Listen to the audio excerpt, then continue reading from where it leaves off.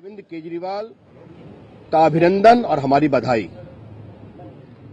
दिल्ली के मुख्यमंत्री के रूप में वो अब अपने वादों के अनुसार शासन दें, जो उन्होंने वादे किए हैं उनको पूरा करें, दिल्ली के लोगों को गुड गवर्नेंस दें।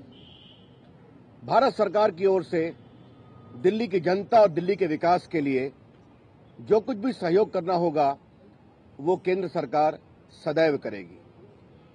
नरेंद्र मोदी जी की सरकार बिना किसी राजनीतिक विभेद के देश के सारे प्रदेशों के विकास की बात करती है और वही सिद्धांत दिल्ली के बारे में भी लागू होगा, ये हम निश्चित रूप से स्पष्ट करना चाहते हैं। जहां एक और पिछले लोकसभा के चुनाव में हमारी ऐतिहासिक विजय हुई थी देश में, उसके बाद महाराष्ट्र में, हरियाणा में, जम्मू कश्मीर में और झारखंड में वहां की जनता ने हमारे आग्रह पर भारतीय जनता पार्टी और नरेंद्र मोदी जी के साथ चलने का निर्णय किया। हमने यहां भी वो अपील की थी कि दिल्ली के लोग भाजपा के साथ चलें। दिल्ली के लोगों ने लोकसभा के लिए भाजपा और नरेंद्र मोदी जी के साथ चलना पसंद किया, लेकिन विधानसभा के लिए वो अरविंद केजरीवाल जी के साथ चलने के लिए तैयार दिखे हैं। हम दिल्ली की जनता के इस मत का आदर करते हैं और उसका सम्मान करते हैं। हमारी बहुत ही जबरदस्त हार भी हुई है। अपनी उस हार को भी हम बहुत विनम्रता से स्वीकार करते हैं। हमें इसके कारणों में गंभीरता से जाना पड़ेगा।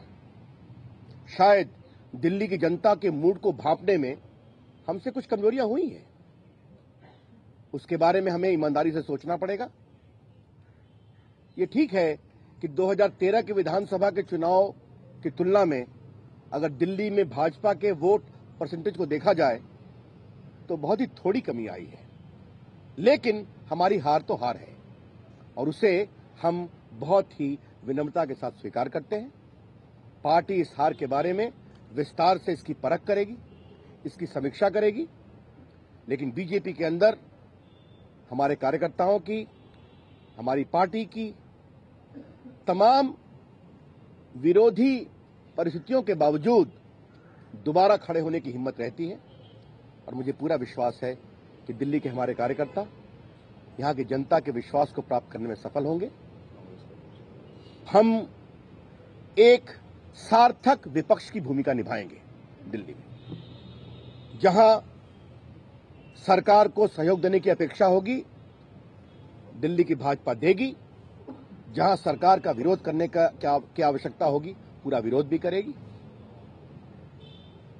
दिल्ली में कांग्रेस का शासन 15 साल रहा है और 15 साल के शासन के बाद कांग्रेस पार्टी को एक भी सीट नहीं आना और उनके वोट का 15-16%, 18% खिसक कर आम आदमी के साथ खड़ा होना, ये शायद कांग्रेस के लिए बहुत चिंता का विषय है। कांग्रेस को अपनी बात स्वयं सोचनी है, लेकिन कांग्रेस पार्टी देश की सबसे पुरानी पार्टी है। वो कितना सोचेंगे ये मैं उनके विवेक पर छोड़ता हूं। जहां तक हमारी पार्टी का सवाल है, हमारी समीक्षा ईमानदारी से होगी और इस परिस्थिति का निराकरण के लिए जो भी उचित होगा पार्टी अवश्य कदम उठाएगी। Thank you.